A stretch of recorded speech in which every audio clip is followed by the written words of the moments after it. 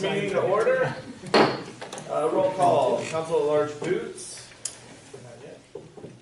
At Large Spear. Here. Council Ward number 1 Leaper. Here. Ward number 2 Anderson. Here. And Ward number 3 McNeil. Alright, so we got 3. I pledge allegiance to the flag of the United States of America and to the republic for which it stands, one nation under God, indivisible, with liberty and justice for all. Alright, so the agenda, we just have a couple items. Is there any changes? There is none. Is there a motion to approve? So moved. Spear with the first and Leaper with the second. Anderson? Yes. Spear? Yes. Leaper? Yes. Okay, well, that was quick. Moving on to new business, resolution. This would be a resolution adopting guidelines for small cell facilities. Right. Yeah, this is the main reason for asking for this special meeting tonight. There's been a lot of confusion among cities about these incoming federal regulations about these small cell facilities for the conversion to 5G. In fact, over the last week, there's been quite an increase among the emails among the different cities as to, it kind of came out fast, and from the understanding of it is the attorneys for the different cities are recommending that a resolution like this that adopts guidelines like the ones our attorney wrote that are attached need to be passed before April 15th. After April 15th, a city's authority over regulating these new small cell towers becomes more questionable, or it becomes less in favor of a city. So we could have asked for a special meeting on the 15th. We felt it was better that if the council could meet before the 15th to try to pass it so it's clearly ahead of the 15th. One variation is if it does pass tonight, I'd like the whereas where it says effective April 15th to be effective today.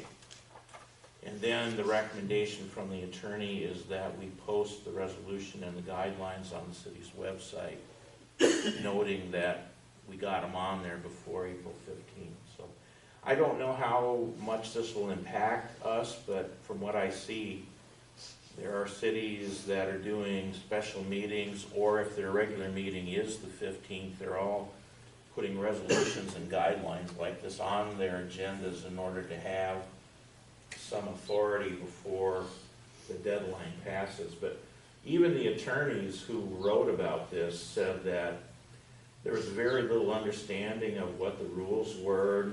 Nothing really came out from the federal government, so everybody kind of got together and they're basically passing much the same type of guidelines. Now, in our case, Floyd took a look at them before the attorney finalized them, and he added some language that would be more tailored toward Tipton, so that's included in here too. All right. Any questions for Brian?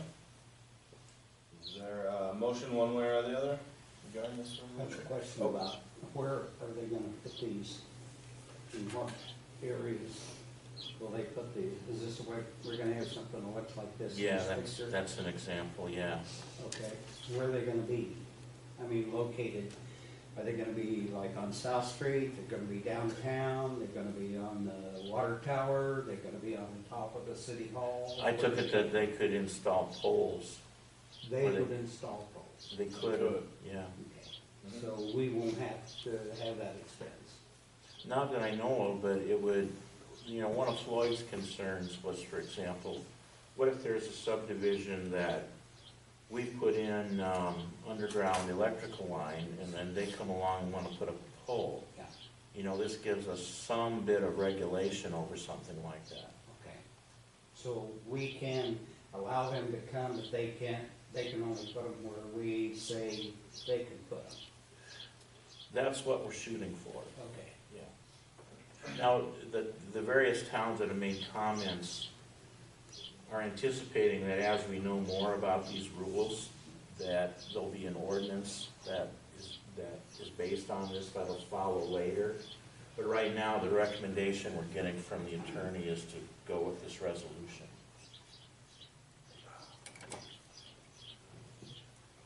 Because I know the long-term goal that I've been told from the electric department is to have everything underground. Downtown, residential, everything. You need to come on with a full candidacy's purpose. Because these things can't be put underground, is that right? That's right now. Yeah, I believe so. Let's see what the future holds. All right, was there a motion? I would make a motion to adopt this effective today. All right, so Spear with the first, Second. and Anderson with the second. Spear, Yes. Weaver, Yeah. Anderson, Yes. All right, so that passes unanimously.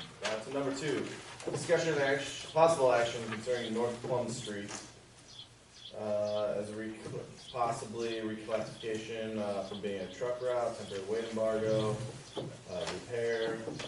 Steve and Brian pretty much handled this one. Yeah, well, as long as we had this meeting, I thought I'd put this on to see if anything is new since Steve reported at your last meeting that the street had been breaking up considerably. And a couple of things that we talked about were, do we look at an embargo? Do we look at reclassifying all or part of North Plum away from being a truck route? Do we look at reconstruction? If reconstruction can't be done in the near term, then what do we do in the meantime? Do we look at some sort of repair? And I think you wanted to maybe talk a little bit about that. Yeah, there's 2 or 3 things I kind of wanted to get out tonight. I wanted a little background information. I came on here in September 2005. That summer, 2005, before I got here, they redid Plum Street.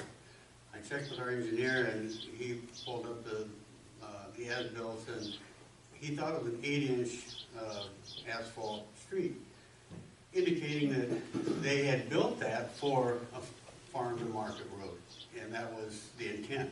Otherwise, you wouldn't go with 8 inches, or you would have gone with 7 inches of concrete like we did down South Street. So that was the intent, and that's the way it's been ever since. He did tell me too, he says the rest of that Plum Street was scheduled to be done maybe the next year or within the next couple of years to take it on out past the last house up there. Some other things happened and that got pushed to the back burner, and that street money went to other streets and it never got addressed. And then, as you all know, all kinds of street problems developed after the last 15 years. And we've been addressing them as we've had road use tax money. But the intent was always to make that a farm-to-market road. It's a direct line in from the north. We've got a huge co-op in town.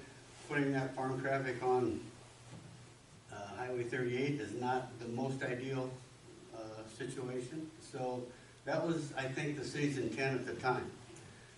Now, we have, over the last, since I've been here, numerous times gone up there and put some patches on and fixed things. This is the first year, though, I've ever seen it just come apart. And all kinds of streets are coming apart that I've never seen come apart before because of frost boils. In the country, it's terrible. And probably as bad as I've seen it since in the mid-60s. Some of us were here in the mid-60s. Pam, you were. I was here. But anyway, so it's an unusual year, and it's a street that had been scheduled or slated for reconstruction a long time ago. I just want to, I want to give everybody that background before we proceed here. So Brian and I have talked to Jack with Garden and about how to do that, and what our options might be. Of course, our street projects are set up for this year. Our road use tax money is designated this year. The next 2 years with our CIP, we've got other street projects that we planned on doing. Of course, we could push things back to council. As a council, you can change direction on that a little bit. We could address that one sooner versus later. The thing that I think we need to do immediately, or as soon as the frost goes out and things settle down, is do some patchwork up there. We core that area out that's come apart. We core it out maybe a foot or 18 inches and put rock in and then put a chip seal surface on it or something as a temporary hard surface fix. Maybe put some signage up that says, hey, you know, slow, you know, I don't think we should put enter at your own risk or anything, but road conditions aren't as good as they were. Having said that, we also looked at the possibility of road embargoes during a period of time. We looked at maybe we change city code a little bit. There's other kinds of options, but I think if you do that, right now, if you do it, the damage is done. I don't think it's, I think we're probably okay. I don't think it's gonna get worse. So doing that now is kind of like shutting the door after this, you know, cat's out of the bag. So I guess I'm gonna suggest if I have any influence, and if we can maintain a good relationship with the people outside of town, on the north side of town, let's see if we can't fix that temporarily and then do a permanent fix in the next year or so. How far past the city limit line toward the north is, If we went, when does it turn to county road? well, it goes up there a little ways past that last house, but we'd only go, Ross, from North Street, the intersection there, 900 feet takes us past that last house. From that point to the city limit, it used to be a seal coat thing out there too, that a year or two ago, we just decided we couldn't do any more seal coat. We couldn't keep the potholes out of it, so we turned it back into a gravel road for the most part. That way we can maintain it with our road grader and keep it somewhat smooth. And it has a very good base under that. Yeah, They used a lot of, was that 6x9 or what, big rock Oh, yeah. under that one. That was originally put in. Unfortunately, where Terry Gert's house is, when that was moved out there in the fall of 1973, that was the same time that my grandpa had the sewer lines put in up through Plum Street for that addition to the east. That was the fall of 73. And it was a wet fall, and that stayed wet all the way down to Luke Myers for about 2 years. It was, so the best thing they could do was put regular rock in there, and they weren't using that big rock at that time. So it doesn't have as good a base as the north end does. So, Steve, what can affect that? Is it weight, or is it the speed, or is it both? well, I think it's a combination of everything. I think the weight is the issue with the base situation, like you're saying, Kenny. I think the weight's the issue there. I think what happens with speed is you get the washboard effect, because people are slowing down. The worse the washboard gets, the faster people slow down, which complicates, it gets worse yet. So, but it does slow people down. Yeah, it's just that, to use an expression, is it a two-way street? I mean, is it always ours to fix, no matter how it's used, no matter what the speed is? You know? That's a great question. I'm trying to think other roads that are kind of farm to market roads out past law enforcement center, of course. It's certainly a farm to market road, and that's got a really good base under it too, because it was graded for pavement years ago. and we only needed to put 4 inches down to start with. Now, I know we'll come back and put more asphalt on top of that someday, but the base is the key. And I think that you really hit on a good point there, Kenny.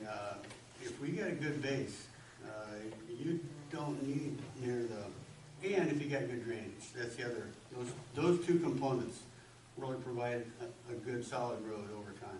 The only other roads that come into town from off gravel or Cameron Road, that comes in, and then south, was it It's spruce. Spruce, and then South County Home Road. Those are the only ones that come into town with gravel. Well, and then the 7th Street out past the school, but that's, South Fairgrounds Road. Yeah. Right. That's true. and those are the ones that always, we watch those, and they are constant maintenance things. South Fairgrounds Road, you could break an axle going out that, hit that one. You could. So, Brian, what are you looking for from us as the council tonight? Well, if you're looking for, I guess we're looking for direction. You know, I think it's a given that we have to buy time for whatever we do, whenever we do it, by doing the type of repair that Steve's talking about.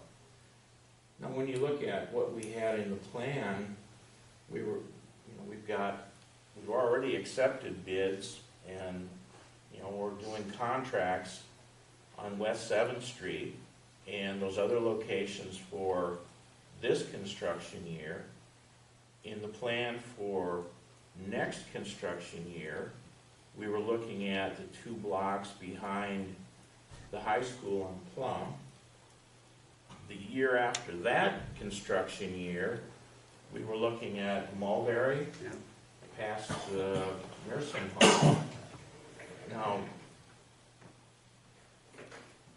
do you bump those? That's a question. We're trying to do those streets, and we're doing them in that order because we're trying to pay as we go with the road use money we get in. So do you change the order of that to do this, or do you do something else? Do you keep repairing it? I know that this year, the road, that north 900 feet, areas of it got torn up bad. But I've heard about problems on it before this winter. This winter, maybe it was more like the last straw than the first one. And so I keep wondering, if we're trying to buy time until until a permanent fix can be done, do we just settle for waiting to see what happens because of whatever rolls over it, and then it's ours to fix, and we don't get farm to market money to fix it? Or do we try to add some sort of regulation, if it's possible, in order to maybe lessen the deterioration of that road by the traffic that might roll over it? I guess that's the kind of direction I'm asking the council for. Do you want to go with just repairing it and then see what happens, or do you want to try to look at doing something that more regulates the traffic there? I would like to see a more regulation of the traffic. Because if we fix it, I'm afraid first the fix may not take, and then This is it, you're gonna have to do it again. If you Yeah. don't control the traffic, you're not gonna be able to keep the road in any kind of decent shape. Then the question is, control it how? To Yeah. what degree? You know, and how we can legally. Yeah. Because a lot of the we traffic could put in is exempted. speed bumps. That'd slow the traffic down. Believe me, I've. But I don't know if anybody realizes, but at the city limits, right out south of my house, that speed limit was 25 mile an hour. Yeah. They took the sign down and put up a 35 mile an hour sign. And I was right in front of the school bus one day, going down the street, and I was going 25, and she came right up on my tail, because it's 35 mile an hour all the way to Luke Myers before that sign changes. They put that speed thing down there, and really, That was changed. I think it was probably an error that somebody put that 35-mile-an-hour sign out there. That sped them up. Because Really? they come in. And I as soon don't as they think, hit with that the spot, farmers, they they're can't drive residential. 35-mile-an-hour Yeah. down there.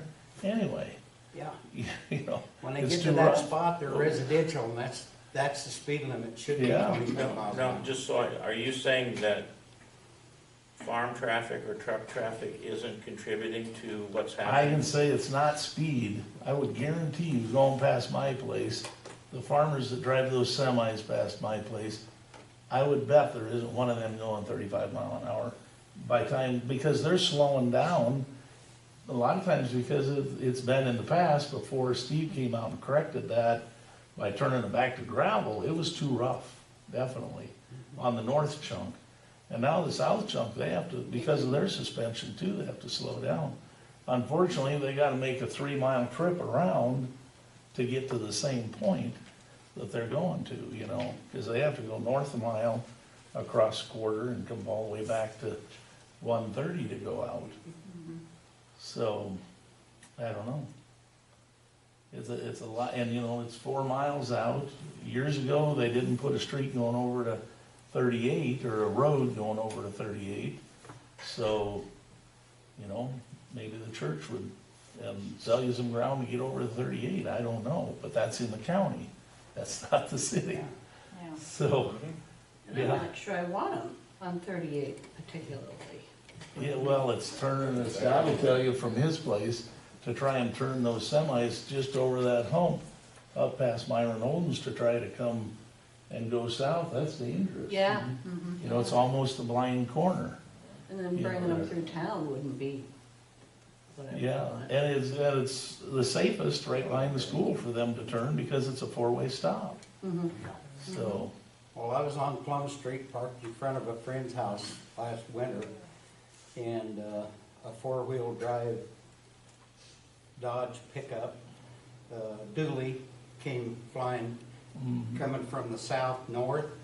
I bet he was doing 45, 50 miles an hour. I mean, yeah, when I saw him, I was just getting out of my truck, getting out of the door, and I got back toward the truck because he was flying. I mean, I would have been a grease spot. yeah, that was, they were going south or heading north? North, Heading north, yeah. and they do the same thing coming south. Yeah, for the most part, coming south, the heavy traffic like we're trying to talk about here, they aren't going that fast, No, not up to No. washboards. you know. And, you know, it's All a right, good so- thing there's not a bunch of little kids. So do we have a specific direction to appoint Brian and Steve? Well, what would happen if we put it on the schedule in the next, For Monday, you mean? well, No, No, no. no, to repair. in the year? Oh, Get it on the schedule and go ahead and fix it for now. Where in the schedule? No, that's the Yeah, who gets bumped? Yeah, I wouldn't bump anybody No, because those streets are in bad Fix it need now. of fixing. they are, and we do have the new machine that do some of the small things, but we don't have anything to do what actually needs to be done. So at least we've got that machine now and it can fix small spots. and then And it's anything, doing a good job. anything with the traffic pattern Yeah. on And, Plum? Or the speed limit. Well, I We think what just- Kenny said, that lowering that 35 down to 25 should be can we do that without contacting DOT? No, No, we it's wouldn't not have a state. DOT That's thing there. city. That we could do That that? would be ours, but Yeah. where's that at from where to where, you know? It's right by the fire hydrant out there. The last fire It's hydrant only, now. it's only one, it's only going one way. It's when you're going south Coming south. on, where Monroe turns into Plum, is where it really Okay. is. And I don't know when that was put up. that It's procedure. been in the last year, maybe. That's what I say, I think it was probably done by mistake. I probably. didn't put it, I didn't. No, I'm not saying, I mean, I it put used to the be radar sign up 25. to slow people down. It used to be 25, and then one of the bolts came out, and the sign came down, and they just went out and put a new sign up. And when it changed, put the new sign up, the new sign was 35 mile an hour. I wasn't aware of that. Yeah, and I We don't put think- signs up, but I wasn't aware of. You know, and we have, changing it. have certain people along Plum Street who are really complaining about the speed, and Yes, here we it do. just speeded it back up. It speeded it up all the way to Mhm. Lukemire stuff, Yeah, where they see the next sign. Sign down, put a 25 and mile say, We Yeah. can put different speed Yeah. limits. I would do that. an hour. Yeah, we said that. So we had this year, we had, I was- was it 56,000 extra funds Yeah. from what the engineers bid to what our actual bids came Yes. in? I mean, could we look at accumulating that for a year from, if that would happen again? Well, That, you know, now I mean, But you were, wish, you were also looking at using that fund to expand off this year's project. right, I know that we talked about committing this money. Yeah. But I mean, if we were to come into that situation, is that something where we could put our minds towards rolling it into something for Plum The same, kind of deal? Not the same 56,000, but, well, that's basically what we're doing now though for that 2 blocks of Plum and those other blocks of Mulberry. We're, using that money that way, yeah. okay. Do we have any idea what 900 feet would cost us? Yeah, it was in our last one, it ranged from like 400,000 to 800,000. Depends That's a little on, more than there's- just some slush fund. isn't Yeah. it? Yes. yeah. there's 4 different scenarios there. Yeah. And we could keep it rural and do asphalt, we could keep it rural and do concrete, keep it, concrete with curb and gutter and storm sewer, or we can go, with asphalt, the same 8-inch asphalt with storm sewer and curb and gutter. So, Brian and I looked at all 4 of those options. And the other thing is I've talked to the people in that area, 2 or 3 of them now, and we do have the option to assess, Yeah, that was discussed at the last one too, there was a $50. $50 a linear foot on their frontage, if you're gonna curb and gutter it. I don't think you can do that though, can you, Brian, unless you curb and gutter, do the assessment? I think you can assess for just about any street project. I think the policy here may have been like That's right. that. That's happened here in the past. The first time you curb and gutter something, the city's policy has been with that $50 foot assessment. So, and that doesn't mean that that's set in stone or anything, I don't think either, but some of those people want it and some people don't. Yeah, well, it looks like, and sometimes it's preference, It looks like in order to do curb and gutter, it would take a lot of earthwork Yes. out there. So we look at speed limit changing, but nothing with the actual content of the traffic? For sure, change the speed limit back to 25, for sure. And then, put up signs, just, or What sign Maybe options some- do you have? or maybe some gravel speed bumps in out there, slow it down.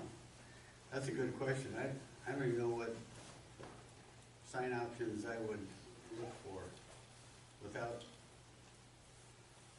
putting us in a liability situation or something. You know what we could do is put up some warning flags and slow traffic or something with red flags, and just to let people know that that's a slow down situation. Put the 25-mile-an-hour speed limit. I just didn't realize that had been changed to 35. Yeah, I know, I didn't think anybody did, but it is. Well, if you were going to consider an embargo, when would No that truck be traffic. placed?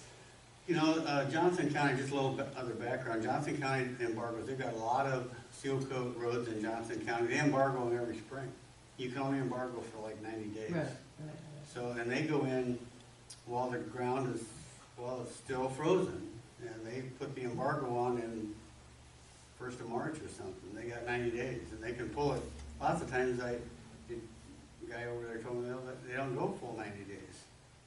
But it's at a time too when A lot of farmers, grain haulers are hauling the river open, you know, all the hog confinements anymore are hauling out semi-loads. So there's, So the embargo would affect the farm? but if the embargoes don't, Brian, you can maybe shed some light on that. The embargoes don't apply to animal husbandry in rural That's what I Iowa. thought. Is that, Well, the term is implements of husbandry. So I take that to be farm machinery, farm equipment. Now, Semis? well, the way that I took it was, if it's a semi that's used primarily or exclusively for a farm operation, they can apply for a permit. And I would assume that if they have a permit could be revoked if there's excessive speed or something like that, that's a problem. Mhm. but the embargoes in Johnson County, I think, if they're not lifted yet, they will be probably within a couple of weeks. It looks like embargoes are kind of after the fact for us at this point. Yeah. That's my feeling. But Well, I mean, the road can still fall apart more. I don't know, it's pretty bad. Well, that's what I mean, I don't.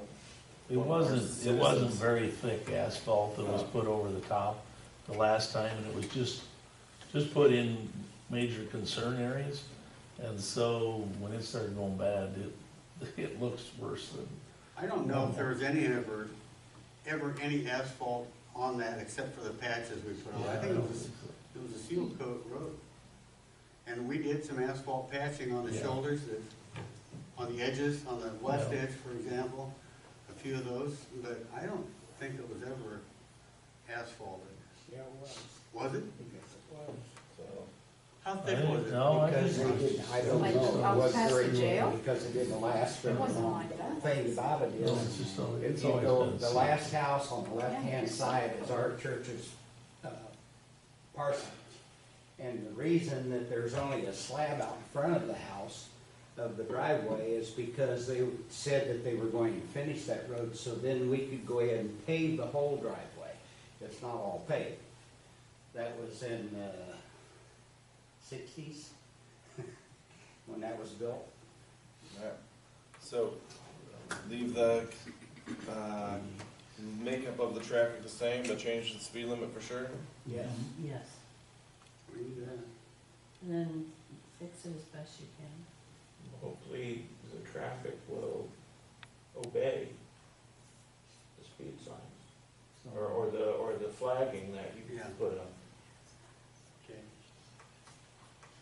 Yeah, change that sign from 35 to 25 and put the flags on there. Yeah. And you can't put one on the other side so it's noticed. Mm-hmm. Alright, so then the last thing, which is the discussion of possible action to approve a new liquor license for the Tipton Country Club. Anything to add, Brian? Alright, any questions? Is there a motion? So moved. Spear with the first and Anderson with the second. Anderson, Yes. Spear, Yes. Leeper, Yes. Alright, so now we're down to the adjournments. Is there a motion to adjourn? Leeper with the first and Spear with the second. Anderson, Yes. Spear, Yes. Leeper. Yes. Thank you, everybody. Take it down.